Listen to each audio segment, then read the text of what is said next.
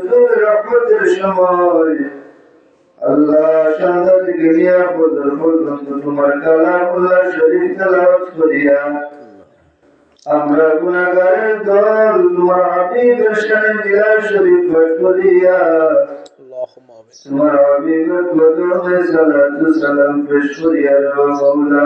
আল্লাহুম্মা আমিন।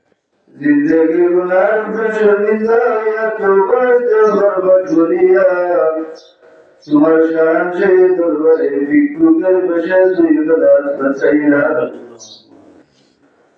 ও আল্লাহ রাব্বুল আলামিন আওয়ালা আখির আল্লাহ তোমার কালামুল্লাহ শরীফ তেলাওয়াত করলাম। তেলাওয়াতের মধ্যে যত ধরনের ভুল বেয়াদবি হয়েছে তোমার নির্ভুলে মাফ করে দিয়া লিওয়াজিল্লাহ কবুল আর মঞ্জুর ফরমাও। আল্লাহুম্মা আমিন। আল্লাহ তেলাওয়াতের হাদিয়া লক্ষ কোটি গুণে বাড়াইয়া আল্লাহ আমরা দয়াল নবীজির নুরানি কদম মুবারকের মধ্যে পৌঁছাইয়া দাও। আমিন। আল্লাহ ইয়া আমার রহিম এই তেলাওয়াতের উসিলায় আমরা জিন্দেগির তামাম গুনাহগুলো মাফ করিলে। আমিন। আল্লাহুম্মা আমিন। আল্লাহ তোমার যে বান্দা বলতে রিসালে সব উপলক্ষে তেলাওয়াতের এই দুপুর হইছিল তুমি কবুল ফরমাও। আমিন। এই তেলাওয়াতের হাদিয়া রূহ মুবারকের মধ্যে পৌঁছাইয়া দাও।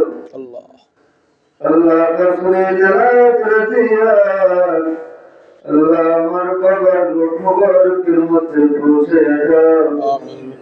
আল্লাহ তেলাওয়াতের উসিলায় কবরের জিন্দেগির শান্তির জিন্দেগি বানাইয়া দাও।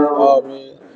আল্লাহ তেলাওয়াতের হাদিয়া আমার দাদা ফুফু চাচা সোনা নানি যত মানুষ সরকার করোনা তার খবর আসুন আল্লাহ প্রত্যেকের রূহ মুবারকের মধ্যে পৌঁছাইয়া দাও।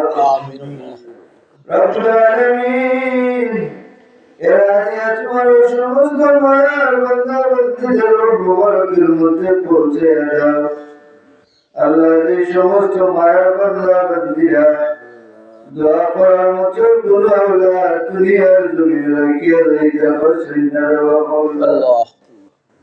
আল্লাহ আমরা যিনি ভাই বোন হিসাবে আল্লাহ তাদের রূহ মুবারকের মধ্যে সবটুকু পৌঁছাইয়া দাও। রব্বুল আলামিন আমরা যাদের মা বাবা অন্ধকার কবরে আছেন প্রত্যেকের মা বাবার রূহ মুবারকের মধ্যে পৌঁছাইয়া দাও।